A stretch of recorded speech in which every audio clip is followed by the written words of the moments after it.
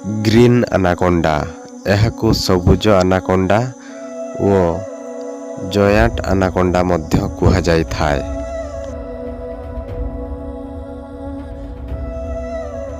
Green anaconda ଏହା ଦକ୍ଷିଣ ଆମେରିକାର ଆମାଜନ ଓ ଓରିନୋକ ନଦୀ ପ୍ରଣାଳୀ ଅଞ୍ଚଳରେ ଦେଖିବାକୁ ମିଳିଥାଏ।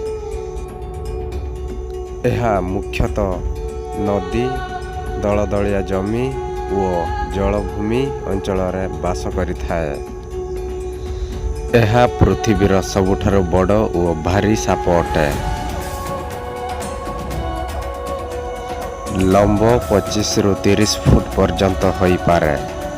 ଓଜନ ଏହାର 200 କିଲୋଗ୍ରାମ ହେଇଥାଏ ଏବଂ କେତେକ ମହିଳା ସାପ 250 କିଲୋଗ୍ରାମ ପର୍ଯ୍ୟନ୍ତ ହୋଇଥାଏ।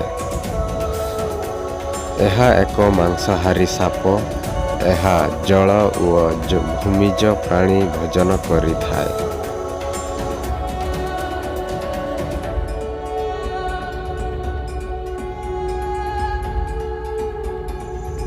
ଯେପରିକି କାପିବାରା, ହରିଣ, ମାଛ, ପକ୍ଷୀ ଓ ଛୋଟ ଛୋଟ କୁମ୍ଭୀରମାନଙ୍କୁ ଆସନରେ ଗିଳି ଦେଇପାରେ।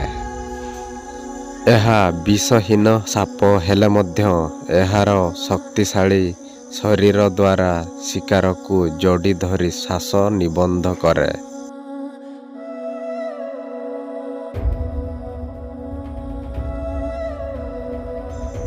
ଏହା ଜଳରେ ଖୁବ୍ ଭଲରେ ପହଁରିପାରେ ଓ ଜଳ ମଧ୍ୟରେ ଅଧିକ ସମୟ ମଧ୍ୟ ରହିଥାଏ। ମହିଳା ଆନାକୋଣ୍ଡା ଜୀବନ୍ତ ଶିଶୁ ଜନ୍ମ ଦେଇଥାଏ। ଏକ ସମୟରେ 20ରୁ 40 ଶିଶୁ ଜନ୍ମ ଦେଇପାରେ।